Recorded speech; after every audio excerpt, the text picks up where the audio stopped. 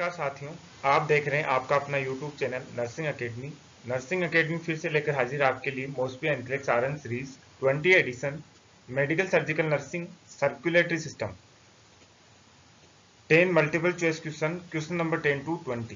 मेरे प्यारे साथियों, ऐसे वीडियोस देखने के लिए, एजुकेशनल पर्पज के लिए, पढ़ने के लिए आप अपने YouTube चैनल को लाइक कीजिए, शेयर कीजिए और सब्सक्राइब कीजिए।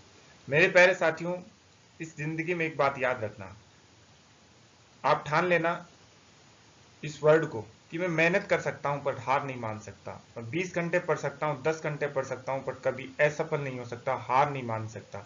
आप एक दिन नर्सिंग ऑफिसर जरूर बनोगे, मेरी guarantee. Let's now start question number 10। A nurse must obtain a client apical pulse. एक नर्स को क्लाइंट का एपिकल पल्स लेना है। पहले से an X over the side where the nurse would place the stethoscope. X mark करना है जहां पे एपिकल पल्स के लिए स्टेथोस्कोप ले प्लेस करना है या रखना है। डायग्राम दिया हुआ है, इसके अंदर एपिकल पल्स चेक करना है, उसके लिए स्टेथोस्कोप कहां पे लगाएंगे। इसके लिए हमें पहले पता होना चाहिए कि एपिकल पल्स की साइट कहां पे चेक करते हैं। Guess the correct answer. Correct answer is this one, apical between 5th and 6th ribs at the mid clavicle line. ये क्लेविकल है। This one is the clavicle bone. Clavicle bone के 6 count करना है हमें, 1 2 3 4 5 और 6। 5th और 6th के बीच के इंटरकोस्टल स्पेस, जो स्पेस बना हुआ है, दैट मीन्स स्टर्नम और निपल के जस्ट मिडल में, स्टर्नम और निपल के जस्ट मिडल में, that is the best side for check the apical pulse. Apex is between the first and 6th rib at the mid clavicle line. Mid clavicle line की clavicle के बीच की line कौन सी होगी? Mid clavicle line। या फिर sternum और nipple के just बीच की लाइन कौन से स्पेस के बीच में? 5th and 6th intercostal space या 5th और 6th रिब्स के बीच का स्थान। ये पॉइंट याद रखना है। एक क्वेश्चन ऐसे भी पूछा जा सकता है कि एपिकल पल्स की साइट क्या है, या एपिकल पल्स कहां मेजर होते हैं, कहां सुनाई देते हैं? 5th and 6th रिब्स के बीच में, eight the mid clavicle line. या फिर ऐसे भी क्वेश्चन को पूछ सकते हैं कि between the sternum and nipple कौन से? It is the closest to the chest wall here, so auscultation is easier. क्योंकि इस जो हार्ट का अपेक्स साइट होता है वो यहां पे प्रेजेंट रहता है, तो एस्कल्टेशन या आवाज क्लियरली सुनाई देती है। Next question, question number 11। Which client statement indicate an understanding of the nurse's instruction concerning a Holter monitor. कौन सा क्लाइंट का स्टेटमेंट इंडिकेशन दे रहा है कि जो होल्टर मॉनिटर एक कार्डियक इंस्ट्रूमेंट है, क्या काम लेते हैं मैं एक्सप्लेन करूंगा अभी। होल्टर मॉनिटर है, उसके रिगार्डिंग इंस्ट्रक्शन दिए हैं। कौन सा स्टेटमेंट इंडिकेट कर रहा है कि क्लाइंट समझ गया सारी बातें? Option 1, the only times the monitor should be taken of it for showering and sleep. ये कह रहा है कि जब शावर ले रहे हो, स्लीप ले रहे हैं, तो क्या करना है? मॉनिटर को हटाना है, टेकन ऑफ करना है। Option second, the monitor will record any my activity and symptom if an abnormal rhythm occur. Monitor, Holter monitor क्या कहे? ऑप्शन दूसरा कह रहा है कि दूसरा स्टेटमेंट ये है कि जब एबनॉर्मल रिदम प्रेजेंट है तभी होल्टर मॉनिटर रिकॉर्ड करेगा एक्टिविटी और सिम्टम को। Option 3, the result from the monitor will be used to determine the size and shape of my heart. Holter monitor size और शेप को डिटरमाइन करता है मेरे हार्ट की। The monitor will record, option 4, the monitor will record any abnormal heart rhythm while I go about my usual activity। Option 4 कह रहा है, बोल रहा है कि होल्टर मॉनिटर सभी कोई भी एबनॉर्मल रिदम को रिकॉर्ड करता है जब मैं डे के अंदर सारी यूजुअल एक्टिविटी कर रहा होता हूं। Guess the correct answer. The correct answer is option number 4। ध्यान दीजिएगा, होल्टर मॉनिटर का काम क्या है? होल्टर मॉनिटर 24 आवर की एक ईसीजी का प्रकार है, एक इंस्ट्रूमेंट है जिसमें अंदर जब क्लाइंट एक्टिविटी कर रहा होता है तो 24 आवर की रिदम का रिकॉर्ड करना होता है, that is use for Holter monitor. Size और शेप हम जो मेजर करते हैं दैट इज हार्ट की, वो एक्सरे के द्वारा होती है। Heart all rhythm, Holter monitor all rhythms record करता है। शावर और स्लीप के टाइम हमें हटाना नहीं होता, क्यों? दैट इज कवर करना होता है कि पानी नहीं गिरे, क्योंकि हमें उसके अंदर क्या होता है 24 आवर का इलेक्ट्रिक एक्टिविटी या हार्ट रिदम रिकॉर्ड करना होता है। रेशनल देखिए, होल्टर मॉनिटर क्या है, पहले यह समझना होगा हमें कि होल्टर मॉनिटर है क्या, ये पता होना चाहिए ऐसे क्वेश्चन को सॉल्यूशन करने के लिए। Holter monitor is monitor cardiac rhythm and cardiac disturbances. Holter monitor एक प्रकार का मॉनिटर है जो कि कार्डिक रिदम और कार्डिक डिस्टर्बेंसेस डॉक्यूमेंट करता है, स्टोर करता है, प्रिंट करता है और एनालाइज करता है। क्या क्या काम करता है?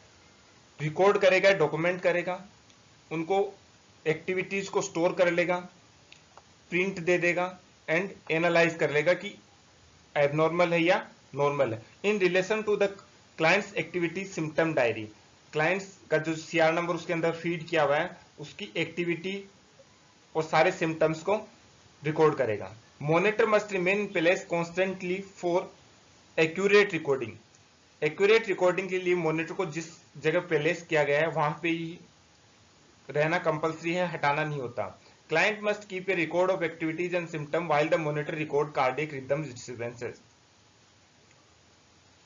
क्लाइंट का जो कार्डियक एक्टिविटी या रिदम डिस्टर्बेंस का रिकॉर्ड कर रहे हैं उसको he should be noted and then an analysis of correlation between the two is made, और उसके बाद उसका दोनों का कोरिलेशन के बाद एनालिसिस निकालें। Chest radiograph not a Holter monitor will reveal the size and counter of the heart. Heart की साइज और शेप को मॉनिटर करने के लिए किसका यूज करते हैं? चेस्ट रेडियोग्राफी या एक्सरे का यूज करते हैं।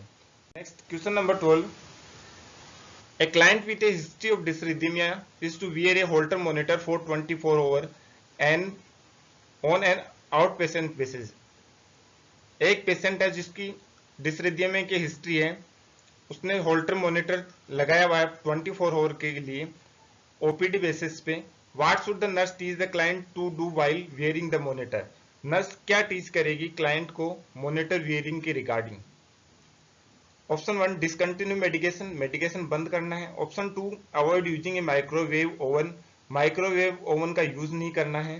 Keep a return account of activities, जो भी एक्टिविटीज या रिदम रिकॉर्ड हो रही है उनका रिटर्न अकाउंट रखना है। Record the blood pressure periodically, time time के हिसाब से ब्लड प्रेशर का रिकॉर्ड करना है एक फिक्स टाइम से। Guess the correct answer. Correct answer is option number 3, keep a return account of activity. मैंने लास्ट वाले क्वेश्चन में रेशनल एक्सप्लेन किया था। Holter monitor cardiac rhythm activity को डॉक्यूमेंट करना है, स्टोर करेगा एंड रिकॉर्ड करेगा। 24 आवर के लिए एबनॉर्मल कार्डियक रिदम को रिकॉर्ड करने के लिए यूज करते हैं 24 during the all activities of daily life. Rational देखिएगा, a day's activity should be recorded so that they can be compared with the occurrence of dysrhythmia। जो डेली एक्टिविटी हम record करेंगे उसका कंपैरिजन करेंगे, कोरिलेशन निकालेंगे डिसरिथमिया की जो डायग्नोस हुआ है उसके अकॉर्डिंग कि रिदम नॉर्मल है या एबनॉर्मल रिदम है। No necessary to discontinue medication, medication जैसे चल रही थी वैसे ही कंटिन्यू रेगुलर रखना होता है। Not necessary to avoid using a microwave oven, microwave oven का यूज कर सकते हैं, उसका अवॉइड करना भी नेसेसरी नहीं है। Obtain BP blood pressure reading while wearing Holter monitor is not necessary. जब होल्टर मॉनिटर यूज कर रहे हैं या उसे रिकॉर्ड कर रहे हैं रिदम तो ब्लड प्रेशर मेजर करना कंपलसरी नहीं है। Question number 13, a client with dysrhythmia, dysrhythmia का मतलब होता है एक्टिविटी, हार्ट बीट की एक्टिविटी एबनॉर्मल या irregular heartbeat, is admitted to telemetry. Telemetry means metry का मतलब मापना, टेलीमेट्री हार्ट बीट की एक्टिविटी को मापना। फॉर ऑब्जर्वेशन, एक क्लाइंट डिसरिथमिया का पेशेंट है, टेलीमेट्री के लिए एडमिट हुआ है। In the morning the client asks for a cup of T, एक मॉर्निंग के अंदर क्लाइंट कप ऑफ टी के लिए पूछता है कि मुझे कप ऑफ टी चाहिए, सॉरी कप ऑफ कॉफी चाहिए। What is the nurse's best response, nurse का बेस्ट रेस्पॉन्स क्या होगा? Option 1, hot drink such as coffee are not good for your heart, hot drink जैसे कॉफी आपके heart के लिए अच्छी नहीं है। Option 2, coffee is not permitted on the diet that was order for you, coffee आपकी जो डाइट ऑर्डर है उसके अंदर परमिटेड नहीं है, या आप कॉफी नहीं ले सकते। You can't have a coffee, आप कॉफी नहीं ले सकते। I can bring U A cup of T if you like, मैं आपके लिए एक चाय का कप लेके आता हूँ या आती हूँ यदि आप पसंद करते हैं। Option 4, coffee has caffeine that can affect your heart, it should be avoided, coffee जिसके अंदर कैफीन होता है वो आपके हार्ट को अफेक्ट करती है, आपको अवॉइड करनी चाहिए। Guess the correct answer, correct answer is option number 4, coffee जो टेलीमेट्री या जिसको डिसरिदमिया की दिक्कत है उसको कॉफी अवॉइड करनी चाहिए। क्यों करनी चाहिए? रिएक्शनल देखिएगा। Coffee is a stimulant, coffee एक स्टिमुलेंट होता है दैट कोजेज वेसोकॉन्स्ट्रिक्शन, जो कि क्या करेगा, वेसल्स को, वेसो जहां पे भी वर्ड आता है हमें याद रखना है कि वेसल्स, कॉन्स्ट्रिक्शन का मतलब होता है सिकुड़ना, वेसो कॉन्स्ट्रिक्शन का काम करते हैं। कॉफी जिसमें कैफीन होता है एक स्टिमुलेंट है। It is Contra indicated for a client with डिसरिदमिया, डिसरिदमिया वाले पेशेंट को कॉन्ट्रा इंडिकेटेड होती है या अवॉइड करनी चाहिए। Then coffee never prescribe to dysrhythmia clients, although this is a true statement, option 1 and 2 also true, it does not provide information as to why it is not good for your health, ये हमें ये information provide नहीं करवा रहे कि coffee आपकी health के लिए सही क्यों नहीं है।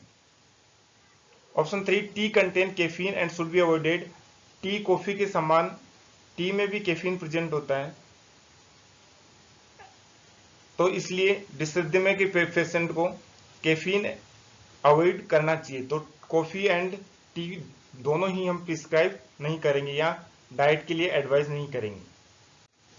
Question number 14, a client who had several episode of chest pen, एक पेशेंट है जिसको बार बार चेस्ट पेन के एपिसोड्स आ रहे हैं या बार बार चेस्ट पेन हो रहा है, is scheduled for exercise electrocardiogram, जो कि एक्सरसाइज ईसीजी के लिए शेड्यूल किया है या उसको प्लान किया है, एक्सरसाइज ईसीजी करना है। Which explanation should the nurse include when teaching the client about this procedure, कौन सा एक्सप्लेनेशन इंक्लूड करेगी जब नर्स एक्सरसाइज इलेक्ट्रोकार्डियोग्राम के बारे में टीच कर रही है? Option 1, this is a non invasive test to check your heart response to physical activity, ये एक नॉन इन्वेजिव टेस्ट है जो कि फिजिकल एक्टिविटी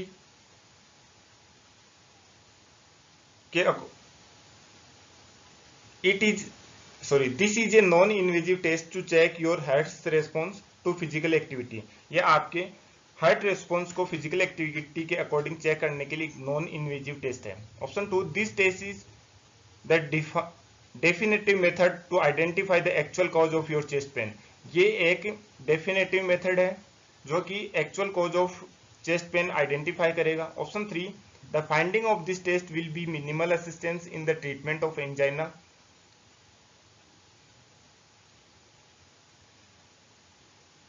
ये ट्रीटमेंट ऑफ एंजाइना की जो रिक्वायरमेंट होती है उसको फाइंडिंग बताएगा। Option 4, the finding from this minimally invasive test will show how your body react to exercise, exercise electrocardiogram ये फाइंड करेगा, एक प्रकार का इन्वेजिव टेस्ट है कि एक्सरसाइज के दौरान आपकी बॉडी या आपका हार्ट कैसे रिएक्ट करता है। Guess correct answer, correct answer is the option number 1, this is a non invasive test, exercise electrocardiogram या ईसीजी एक नॉन इन्वेजिव टेस्ट होता है to check your heart response, जो आपके हार्ट को रेस्पॉन्स को चेक करेगा टू फिजिकल एक्टिविटी। रेशनल देखिएगा, ECG evaluate the heart's ability to meet the need of additional oxygen in response to the stress of exercise. ECG heart की ability को check करता है एक्सरसाइज के दौरान जो एडिशनल ऑक्सीजन की रिक्वायरमेंट की आवश्यकता होती है उस time, normal additional oxygen response या ऑक्सीजन रिक्वायरमेंट के हिसाब से जो हार्ट की एक्टिविटी है उसको चेक करेगा। Changes in the ECG identified डिसरिथमिया, ECG के अंदर जो भी चेंजेस हैं उसे हम डिसरिथमिया आइडेंटिफाई कर सकते हैं। ST elevation changes indicative of myocardial ischemia. ST segment में यदि चेंजेस है तो वो क्या शो करता है, myocardial ischemia.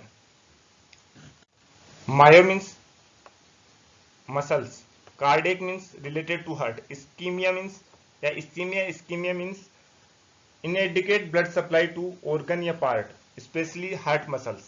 Then myocardial ischemia, जो हार्ट की या कार्डियक मसल्स है उसके अंदर ब्लड सप्लाई इनएडिकेट होती है। यदि एसटी सेगमेंट में चेंज है, this one is indicate the MI या मायोकार्डियल इस्कीमिया। ईसीजी क्या चेक करता है, ईसीजी एक नॉन इन्वेजिव टेस्ट है जो फिजिकल एक्टिविटी के रिगार्डिंग हार्ट के रेस्पॉन्स को चेक करता है या एडिशनल ऑक्सीजन डिमांड को चेक करता है during the time of exercise या during the stress of exercise. ECG assist in the differential diagnosis of chest pain, ECG chest pain के डायग्नोस को डिफरेंस करने के लिए असिस्ट करता है।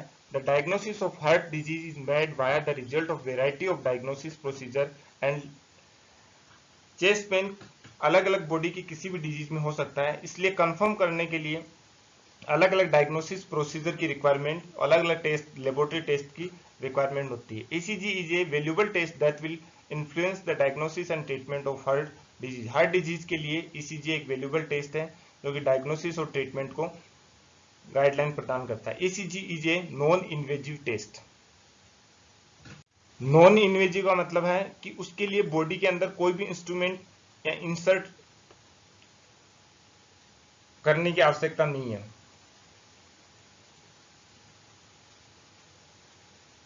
या जिसमें बॉडी के अंदर no any instrument is inserted.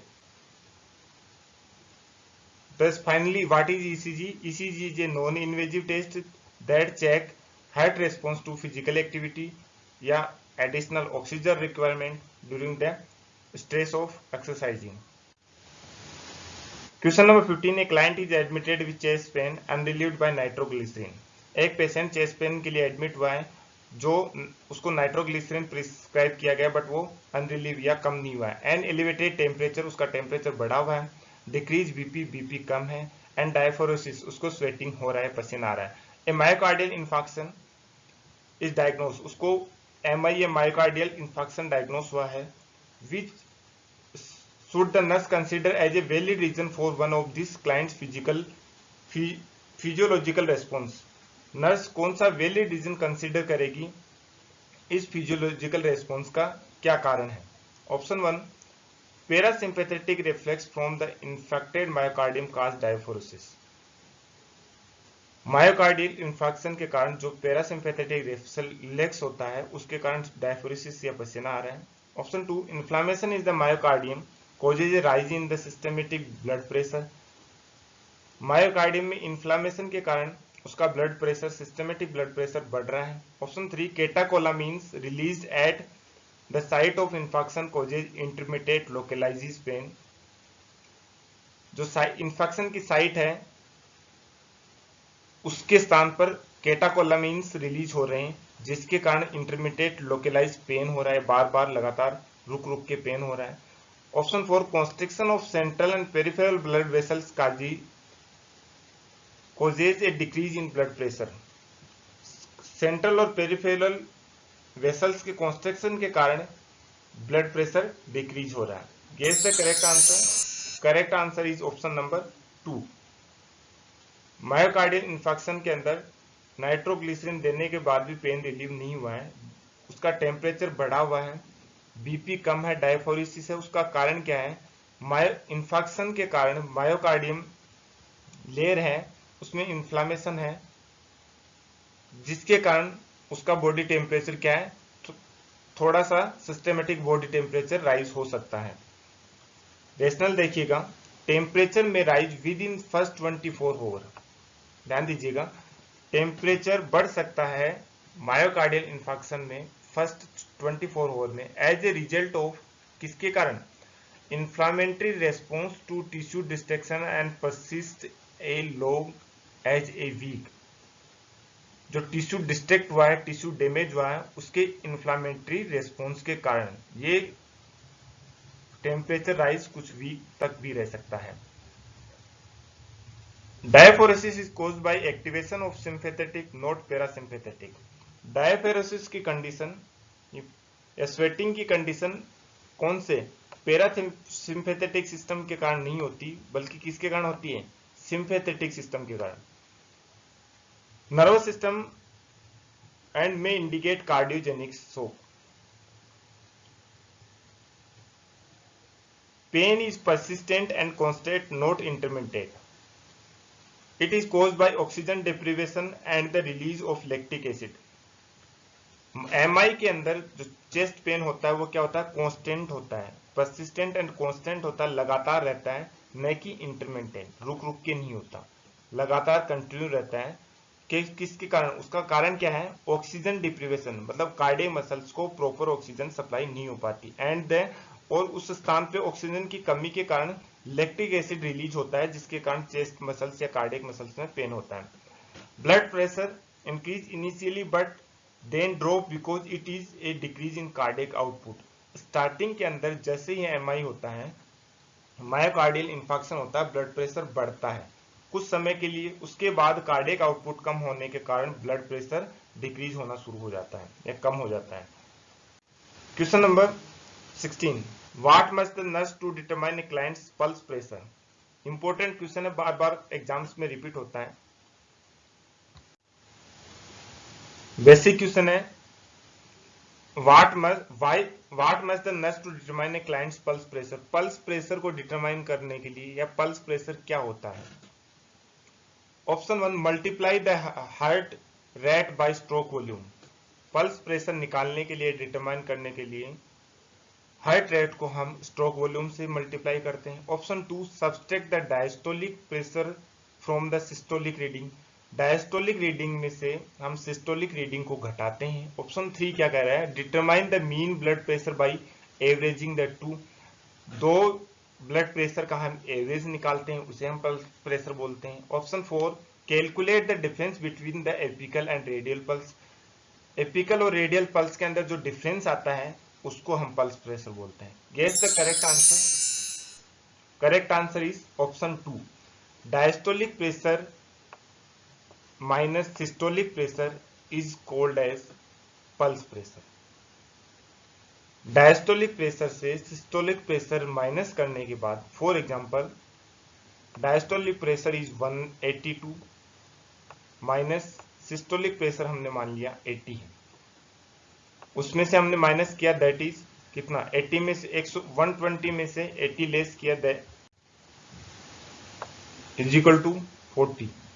Pulse pressure कितना हो गया? 40।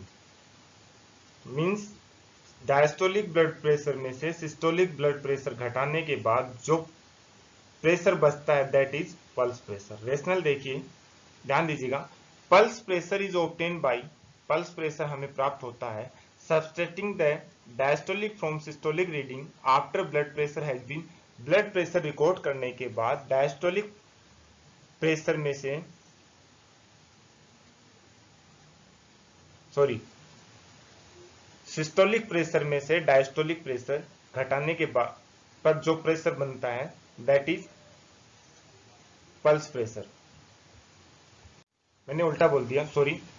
क्या है पल्स प्रेशर में? Pulse pressure, this one is the systolic blood pressure, this one is the diastolic blood pressure. Systolic blood pressure में से डायस्टोलिक मतलब P बराबर is equal to S minus D। Systolic blood pressure minus diastolic blood pressure is called as pulse pressure. Clear है? याद कैसे रखेंगे pulse pressure को? P के बाद P Q R S, S आता है, S में से हमें D घटाना है। क्लियर है? P बराबर एस टी, P बराबर S माइनस D, याद रह जाएगा। कार्डियक आउटपुट क्या होता है? Heart rate multiply by stroke volume is equal to cardiac output. For example, किसी का हार्ट रेट 72 है, उसका स्ट्रोक वॉल्यूम 70 है, देन कितना मल्टीप्लाई इज इक्वल टू आया 5040 that is cardiac output. Cardiac output क्या हुआ, हार्ट रेट को स्ट्रोक वॉल्यूम से मल्टीप्लाई करने के बाद जो आउटपुट है that is cardiac output. Mean blood pressure क्या है, दो ब्लड प्रेशर का एवरेज निकालना, मीन निकालना, that is mean plus blood pressure. Pulse deficit क्या है, एपिकल पल्स और रेडियल पल्स के बीच में जो डिफरेंस आता है that is pulse deficit. Apical pulse मान लो 72 आई, रेडियल पल्स 70 है, देन पल्स डिफिशिएट कितना हुआ, इजिकल टू 2। रिपीट कर रहा हूं मैं, pulse pressure is systolic blood pressure minus diastolic blood pressure is called pulse pressure. Cardiac output heart rate multiply by stroke volume is cardiac output. Mean blood pressure, दो भिन्न भिन्न blood pressures का mean निकालना is the mean blood pressure या average निकालना।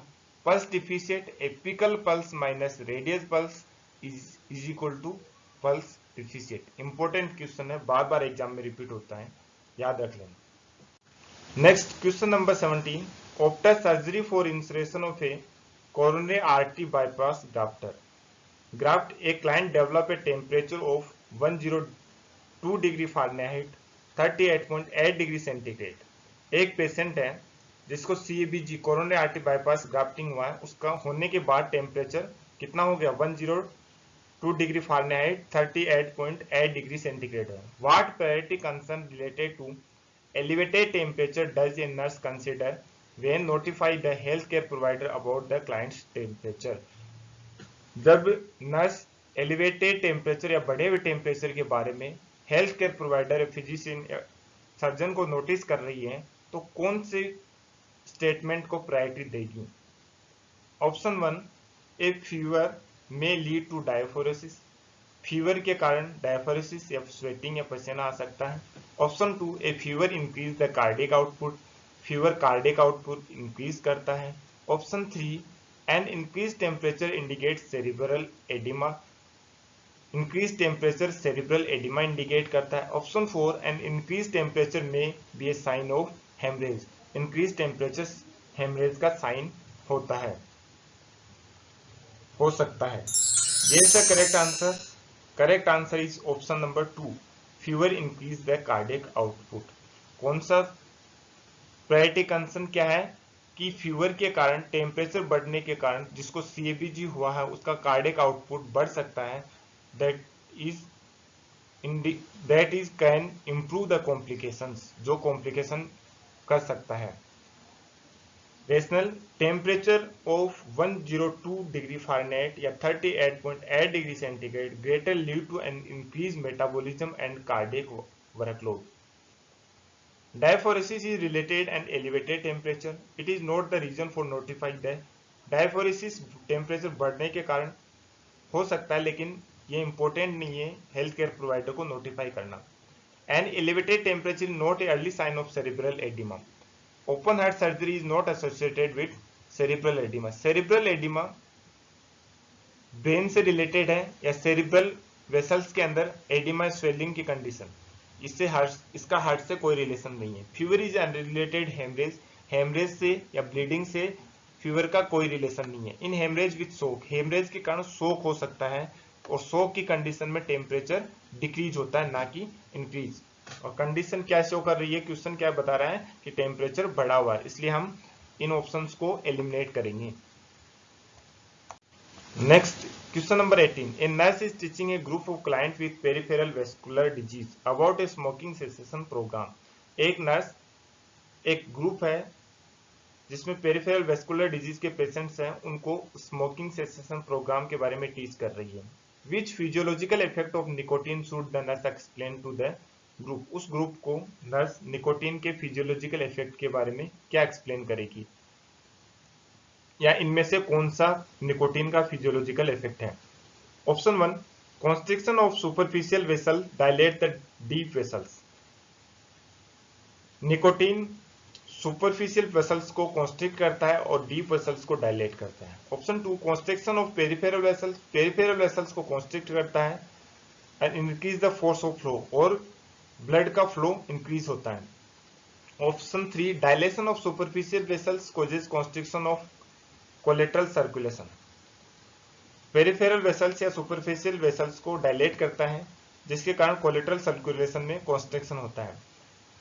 Dilation of peripheral vessels, peripheral vessels का dilation करता है, causes reflex constriction of visceral vessels, उसके कारण विसरल वेसल्स में कॉन्स्ट्रिक्शन होगा। Guess correct answer. Correct answer is option 2, constrict of peripheral vessels increase the force of flow. Nicotine क्या काम करता है? निकोटीन पेरिफेरल वेसल्स को कॉन्स्ट्रिक्ट करता है जिसके कारण ब्लड का फ्लो या फोर्स बढ़ता है। Rational constriction of peripheral blood vessels, ध्यान दीजिएगा, nicotine blood peripheral blood vessels को कॉन्स्ट्रिक्ट करता है resulting increase in blood pressure, जिसके कारण ब्लड प्रेशर बढ़ता है। और ब्लड प्रेशर बढ़ता है तो जैसे ही स्मोकिंग करते हैं निकोट तो ऐसे एकदम जोश सा आता है। Impair circulation and limit the amount of oxygen, circulation को इंपेयर करेगा, ऑक्सीजन की अमाउंट इंपेयर्ड या लिमिटेड होगी, डिलीवर टू बॉडी सेल्स या बॉडी सेल्स को ऑक्सीजन कम मिलेगा, particularly in the extremities, most commonly जो डिस्टल ब्लड वेसल्स हैं, फॉर एग्जांपल लेग्स या एक्सट्रीमिटीज की blood vessels. Nicotine constrict are then mean should be avoid to peripheral vascular disease. क्यों? क्योंकि जो एक्सट्रीमिटीज हैं उनके अंदर क्या होगा, जो प्रॉपर ऑक्सीजन सप्लाई और ब्लड की सप्लाई नहीं पहुंच पाएगी। Nicotine constrict all peripheral vessels not just superficial ones, nicotine सारी पेरिफेरल वेसल्स को कॉन्स्ट्रिक्ट करता है। It is the primary action of vasoconstriction, nicotine का प्राइमरी एक्शन क्या है? वेसल्स को कॉन्स्ट्रिक्ट करना, कॉन्स्ट्रिक्ट सारी ब्लड वेसल्स को। It will not dilate deep vessels, nicotine constrict rather than dilate peripheral vessels, nicotine का काम ही एनसी है, कॉन्स्ट्रिक्शन का है। Question number 19, during an interview the nurse discovered that the spouse of, question number 19, during an interview the nurse discovered that the spouse of debilitated chronically constipated client digitally remove stool from the client rectum। Client nurse ने notice किया है कि एक patient है जो कि chronically constipated है, week patient है, उसका स्पोज उसकी स्टूल को डिजिटली रिमूव कर रही है। What response to disinfection, infection का मतलब होता है इंफेक्टेड फिक्स रहना, डिसइंफेक्शन का मतलब होता है हटाना। What response to disinfection is the nurse attempting to prevent by presenting other strategies to regulate the client's bowel movement। Prevent किस रेगुलेट बाउल मूवमेंट को रेगुलेट करने के लिए, बाउल मूवमेंट को रेगुलेट करने के लिए कौन सी अदर स्ट्रेटेजीज फॉलो करेगी? Option number 1, increase pulse rate या फिर डिसइंफेक्शन का जो डिजिटली रिमूव कर रही है उसका उसके ऊपर क्या इफेक्ट करेगा? ऑप्शन 1, इंक्रीज पल्स रेट बढ़ेगा। Option 2, slowing the heart rate slow होगा। Option 3, dilation of bronchioles dilate होंगी। Option 4, coronary artery vasodilation, coronary artery का या vessels dilate, coronary artery vessels dilate होगी। क्या है? डिसइंफेक्शन या जो डिजिटली स्टूल रिमूव कर रहा है उसका क्या इफेक्ट पड़ेगा? Guess the correct answer. Correct answer is option number 2, slowing the heart rate या हार्ट स्लो होगा। डिसइंफेक्शन कौन? रेशनल देखिएगा, ध्यान दीजिए, disinfection can cause vagal stimulation. Disinfection क्या करेगा? वेगल स्टिमुलेशन या वेगस नर्व को स्टिमुलेट करता है, या डिजिटली स्टूल, डिसइंफेक्शन का मतलब है मैनुअली स्टूल या इंफेक्टेड स्टूल को हटाना। Vagal stimulation which slow the heart, जो कि हार्ट वेगल स्टिमुलेशन क्या करता है के कारण हार्ट रेट स्लो होती है। Vagal nerve is the principal nerve of parasympathetic portion of autonomic nervous system. Vagus nerve parasympathetic autonomic nerve system के पैरासिम्पैथेटिक पार्ट की मोस्ट इंपोर्टेंट नर्व है कौन सी? Vagus nerve. And its axon terminal release, vagus nerve के जो exons part होता है वो एसिटाइल कोलिन रिलीज करता है। कौन क्या रिलीज करता है? Acetylcholine. The response of the viscera to acetylcholine varies but it general the organ in the relax stage. Acetylcholine के फंक्शन अलग अलग ऑर्गन पे अलग अलग हैं, बट मोस्ट कॉमनली ये क्या करता है, जो भी ऑर्गन है उनको रिलैक्स स्टेज में लेके आता है, रिलैक्स करता है। देन द हार्ट रेट क्या होगी, स्लोइंग, या हार्ट का फंक्शन क्या हो जाएगा, स्लो होगा। Increase pulse rate is an action of sympathetic nervous system. पेरा का मतलब हम कैसे याद रख सकते हैं इसको, पी का मतलब होता है प्रेस, हम कॉमनली बेसिक कंसेप्ट बनाते हैं। प्रेस का मतलब कम करना, प्रेस मीन्स बढ़ना या कम करना, then means heart rate, heart क्या है, स्लो हो जाएगा या ऑर्गन कम काम कर देंगे। क्लियर सा कंसेप्ट है। पेरा मीन्स प्रेस, डिकम्प्रेशन करेंगे तो वेगस नर्व स्टिमुलेट होगा, parasympathetic portion autonomic nerve system का वेगस नर्व या हार्ट या ऑर्गन को स्लो कर देगा। Increase pulse rate, sympathetic nerve system या एसिलेटर नर्व, कौन सी नर्व, पैरासिम्पैथेटिक, पैरासिम्पैथेटिक सिस्टम का फंक्शन है वेगस नर्व करती है, सिंपैथेटिक नर्व सिस्टम का फंक्शन एसिलेटर नर्व करती है। ठीक है, एसिलेटर का मतलब होता है बढ़ाना, तो सिंपैथेटिक क्या काम करेगा, हमेशा बढ़ाने का काम।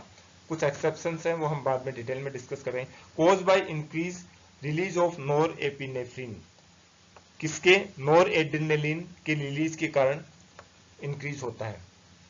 दोबारा रिपीट कर रहा हूं, vagus nerve parasympathetic nerve system की मेन नर्व है जो कि उसका axon terminal acetylcholine release करता है जो कि ऑर्गन्स को रिलैक्स स्टेज में लेके जाता है। सिंपैथेटिक नर्व सिस्टम की मेन नर्व एसिलेटर नर्व है जो कि नोर एपिनेफ्रिन या नोर एड्रेनलिन रिलीज करती है जो कि बॉडी की एक्टिविटीज या ऑर्गन की एक्टिविटीज को क्या करती है, हमेशा इंक्रीज करती है। Stimulation of sympathetic nerve system dilate bronchioles in the lung. The vagus nerve contract them. Sympathetic nerve system bronchioles lungs को dilate, lungs की bronchioles को dilate करता है, जबकि वेगस नर्व क्या करता है, constrict करता है। Coronary artery dilation, vasodilation as parasympathetic fiber to the coronary blood vessels. Sympathetic impulse dilate these blood vessels. Next, question number 20. A nurse is assessing the leg of client with a history of chronic venous insufficiency. एक नर्स, एक client है जिसको chronic venous insufficiency है। Venus insufficiency का मतलब है जो लेग्स की वेन है वो प्रॉपर काम नहीं कर रही या इनसफिशिएंट है। That means they are difficult to return to blood from legs to heart, या हार्ट, लेग से हार्ट में जो लेग्स का ब्लड है हार्ट तक प्रॉपर्ली नहीं पहुंचा पा रही। What physiological changes should the nurse conclude at the result of disease process, कौन कौन से फिजियोलॉजिकल रेस्पॉन्स नर्स कंक्लूड करेगी। ऑप्शन मतलब वेन क्रोनिक वेनस इनसफिशिएंसी में कौन कौन से फिजियोलॉजिकल चेंज आएंगे, static ulcer, option 2 necrotic tissue, option 3 ecchymotic areas, option 4 diminished pulses, option 5 brown discolouration. Static ulcer का मतलब है अल्सर होएगा, नेक्रोटिक टिश्यूज नेक्रोटाइज हो जाएंगे, डेड हो जाएंगे। एकाइमोटिक एरियाज मतलब ब्लड एकाइमोसिस, ब्लड रिलीज या बॉडी एरियाज निशान या रेड कलर के निशान बनेंगे, पल्स रेट कम होगी, और ब्राउन डिस्कलरेशन, बॉडी का ब्राउन डिस्कलरेशन हो जाएगा। Guess correct answer, correct answer में क्या आएगा, ऑप्शन 1 स्टैटिक अल्सर्स और ब्राउन डिस्कलरेशन। क्यों, वेनस, क्रोनिक वेनस इनसफिशिएंसी के कारण क्या होता है, जो ऑर्गन्स हैं या जो लेग्स हैं उनमें क्या होगा, ब्लड सप्लाई, ब्लड का एक्सचेंज नहीं होगा, ऑक्सीजन प्रॉपर नहीं पहुंचेगी, देन अल्सर प्रोड्यूस होगा और पार्ट्स ब्राउन डिस्कलरेशन या पार्ट का कलर ब्राउन हो जाएगा। रेशनल देखिए, static ulcer result from the oedema और minor injury to the limb. Stasis ulcer जो लिम्स हैं उनके माइनर इंजरी के कारण होता है। Most commonly from over the, ये इंपॉर्टेंट पॉइंट है, most commonly stasis ulcer most commonly venous insufficiency में कहां पे, कौन से पार्ट पे देखने को मिलता है, लेग के इनर एंकल या मीडियल मेलियस, मीडियल मेलियस या इनर एंकल पे देखने को मिलता है। पॉइंट इंपॉर्टेंट है, क्या है, most common part of stasis ulcer in the venous chronic venous insufficiency is medial malus या inner ankle. Necrotic tissue is associated with peripheral arterial disease. ध्यान दीजिएगा, नेक्रोटिक टिश्यू या टिश्यू का नेक्रोटाइज आर्टियल डिजीज के कारण होता है, न कि वेनस डिजीज के कारण। एकाइमोसिस का मतलब, एकाइमोसिस इज द स्किन के ऊपर लाल चकते होना, रेड निशान होना, जिसका कारण क्या होता है, bleeding. Diminished pulse are associated with peripheral arterial disease. Pulse हमेशा, ब्लड का प्रेशर आर्टरी में बनता है तो पल्स कम होगी, that means related to arteries. Release of iron from haemoglobin as erythrocyte disintegrated in tissue result in ferrous sulfide formation causing darkening of tissues। Brown discolouration या tissue का colour change हो जाता है, क्यों होता है? जो ब्लड होता है उसके हीमोग्लोबिन में आरबीसी रिलीज होता है, उसके कारण फेरस सल्फाइड फॉर्मेशन होता है, उसके कारण फेरस सल्फाइड फॉर्मेशन के कारण टिश्यूज डार्क हो जाते हैं। किसके फॉर्मेशन के कारण? फेरस सल्फाइड फॉर्मेशन के कारण। थैंक यू फॉर वॉचिंग मेरे प्यारे दोस्तों। वीडियो अच्छा लगा होगा आपको, क्योंकि ये आपका यूट्यूब चैनल है। चैनल को सब्सक्राइब कीजिए, हमारे साथ जुड़े रहिए। ऐसे ही आपको शानदार यूट्यूब वीडियोस मिलेंगे इस यूट्यूब चैनल पे। यदि कोई क्वेरी हो तो आप हमारे ईमेल आईडी nursingacademy07@gmail.com पे भेज सकते हैं। मेरे प्यारे साथियों, वीडियो के अंत में आपको यही कहूंगा, जीवन में अगर आपको सफल होना है तो इस 5 बातें त्याग दो, कूड़ेदान में डाल दो इनको। ऑप्शन पहला है लोग क्या कहेंगे, भूल जाओ इस चीज को। दूसरा, मुझसे नहीं होगा, ये काम मुझसे नहीं होगा, कुछ भी संभव है इस दुनिया में, यदि आप मन में ठान लोगे। ऑप्शन तीसरा है मेरा मूड नहीं है। क्या मूड नहीं है? काम शुरू करो और लग जाओ। मेरी किस्मत खराब है। किस्मत आपके अपने हाथों में है, आपको लिखनी है। आप जो कर्म करोगे उसका फल जरूर मिलेगा। मेरे पास टाइम नहीं है, सबके पास 24 और होते हैं मेरे साथियों। सबको उतना ही टाइम मिलता है जितना सफल होने वाले को मिलता है, असफल होने वाले को मिलता है। आप इन बातों को नोट कर लो और अपना टारगेट डिसाइड करो, and then act and work for success.